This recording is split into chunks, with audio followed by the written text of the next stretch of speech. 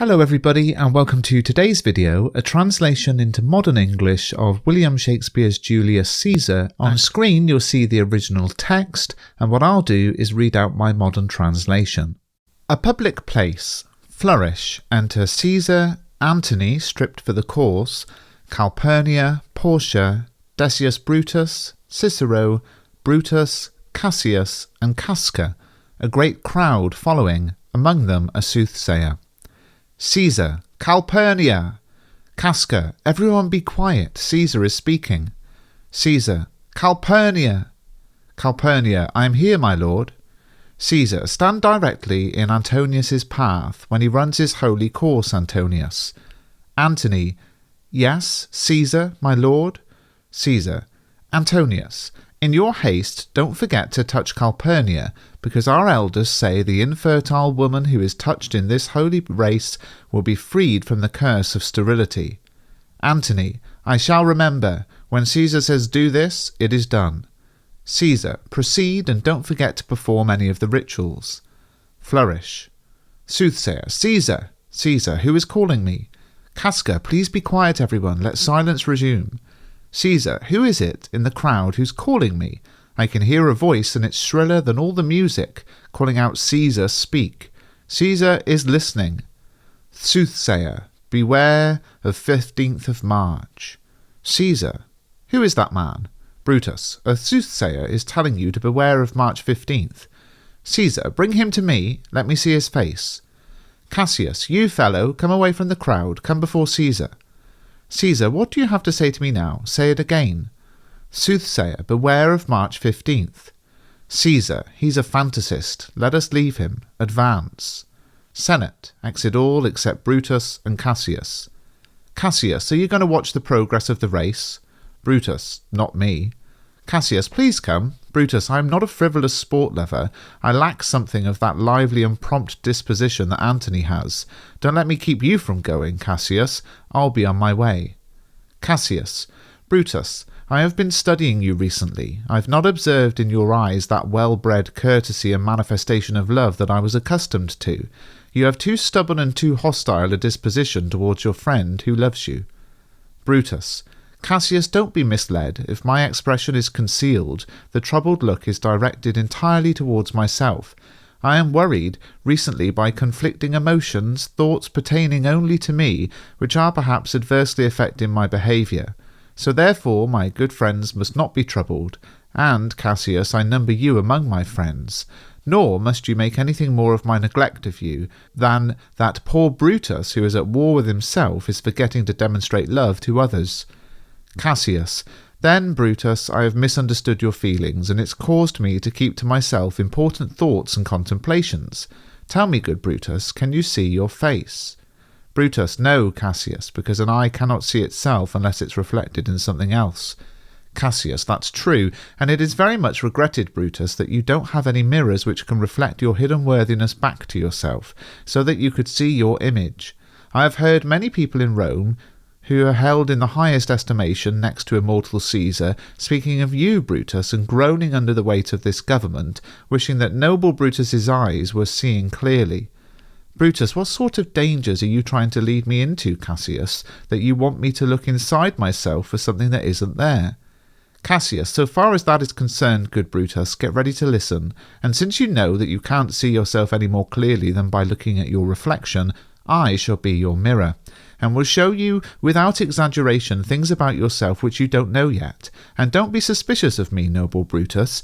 If I were a common jester, or was inclined to cheapen my affection by using commonplace oaths to every new acquaintance, if you saw that I flatter men and hug them tightly, and later libel them, or if I were inclined to declare friendship at banquets to the whole common rabble, then go ahead and call me dangerous.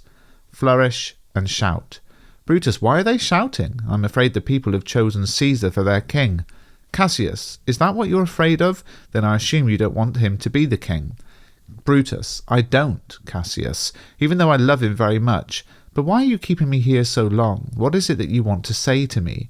If it is anything at all to help the well-being of Rome, put honour in one eye and death in the other, and I will look on both indifferently. For let the gods make me prosper only when I love acting with honour more than I fear death. Cassius, I recognise that integrity within you, Brutus, as well as I recognise your face. Well, honour is the subject of my story. I don't know what you and other men think of this life, but as for me, I would just as soon be dead rather than live to worship a man as ordinary as myself. I was born as free as Caesar, so were you. We both have eaten as well, and we can both endure the winter's cold weather as well as him. Once, on a cold and blustery day, the restless river Tiber was crashing against its banks. Caesar said to me, "Cassius, do you dare right now to jump with me into this wild river and swim to that point over there?" Straight away, smartly dressed as I was, I plunged in and invited him to follow, and so he did. The torrent roared, and we fought against it with brawny muscles, overcoming it and thwarting its strength with hearts eager for competition. But before we could reach the place we were heading to, Caesar cried, "Help me, Cassius, or I will sink!" And just as Aeneas, our great founder of the Roman nation, emerged from the flames of Troy bearing on his shoulders his elderly father Anchises, so I emerged from the waves of the Tiber carrying the tired Caesar. And this man has now become a god, and I, Cassius, am a wretched creature who must bow low if Caesar so much as carelessly nods my way. He had a fever when he was in Spain, and when the fever was at its height, I noticed how much he was shaking. It's true, this god was shaking. The colour drained from his cowardly lips, and that same eye, whose gaze filled the world with wonder, lost its radiance. I heard him groan, yes, and that tongue of his, that ordered the Romans to obey him and write his speeches on their writing tablets, cried, "Fetch me a drink of water, Titanus," just like a sick girl. Yes, gods, it does stupefy me that a man with such a feeble constitution should outstrip the whole world and carry off the prize alone. Shout, flourish. Brutus. More loud shouting. I can't help but think that this applause is for some new honours that are being bestowed on Caesar. Cassius. Why, Caesar straddles the narrow world like a giant, and we petty men walk under his huge legs and peep out to find slaves' graves for ourselves. Men can be masters of their fate. The fault, dear Brutus, is not due to our star signs, but it is due to ourselves, that we are slaves. Brutus and Caesar. What is so important about the name Caesar? Why should that name resound more famously than yours? Write them together. Yours is just as good a name. Pronounce them. Yours sounds just as good. Weigh them. Yours is just as heavy. Conjure up spirits with them. Brutus will call forth a ghost just as well as Caesar. Now, in the name of all the gods at once, tell me what meat does this Caesar eat that has made him grow so great? This era should be ashamed. Rome, you have lost the art of breeding noble stock. When was there ever an age since the great flood when Rome wasn't celebrated for more than one great man? Until now, when could anyone who was talking about Rome say that her extensive walls embraced only one man? Now all of Rome is room enough for only one man. You and I have heard our fathers talk of a different Brutus, your ancestor, who would have tolerated the eternally damned devil maintained in his court in Rome rather than let a king reign. Brutus, I have no doubt that you love me. I can guess what you want to persuade me to do. My opinion about this and what's happening here in Rome now I shall tell you later. For this moment I don't want, if I may ask you as a friend, to be persuaded any more. What you have said I will mull over. What you are going to say I will listen to patiently and find a time suitable to listen to and answer such important affairs. Until then, my noble friend, consider this. I, Brutus, would rather be a villager than call myself a citizen of Rome under such hard conditions as this time is likely to put us through. Cassius, I am glad that my weak little speech has provoked even this much declaration of protest from Brutus. Brutus, the games are over and Caesar is returning. Cassius, as they pass by, take hold of Casca by the sleeve, and he will, in his usual sour way, tell you what has happened that's worthy of note today. Re-enter Caesar and his train. Brutus, I will do so, but look, Cassius, Caesar's expression is clearly angry, and all the rest look as if they've been severely told off. Calpurnia's face is pale, and Cicero's eyes look as fiery and bloodshot as they do when we see him at the Capitol debating and arguing with the senators. Cassius, Casca will tell us what's the matter. Caesar, Antonio, Antony. Caesar? Caesar, let me be surrounded by men who are fat, smooth-combed men and the sort who sleep at night. Cassius over there has a lean and hungry look. He thinks too much. That sort of man is dangerous. Antony, don't be afraid of him, Caesar. He's not dangerous. He's a noble Roman and is well disposed. Caesar, I wish he were fatter, but I'm not afraid of him. Yet, if I were prone to fear, I don't know a man I would more readily avoid than that thin Cassius. He reads a lot, he's keenly observant, and he looks behind men's actions to determine their motives. He has no love for plays in the way you do, Anthony. He doesn't listen to any music. He very rarely smiles, and when he does, he smiles in such a way as if he's mocking himself and scorning his spirit for allowing anything to cause him to smile at all. Men like that are never happy when they are observing someone who is greater than themselves, and therefore they're very dangerous. I am only telling you what should be feared and not what I fear, because I alone am Caesar. Come to my right side, because this ear is deaf, and tell me truthfully what you think of Cassius. Senate exits Caesar and all his train but Casca. Casca, to Brutus, you pulled up my cloak. Do you want to speak to me? Brutus, yes, Casca. Tell us what has happened today that has made Caesar look so sad. Casca, but you were with him, weren't you? Brutus, I wouldn't be asking you what happened, Casca, if that were the case. Casca, well, a crown was offered to him, and when it was offered to him, he pushed it away with the back of his hand, like this, and then the people started shouting. Brutus, what was the second noise for? Casca, the same thing again.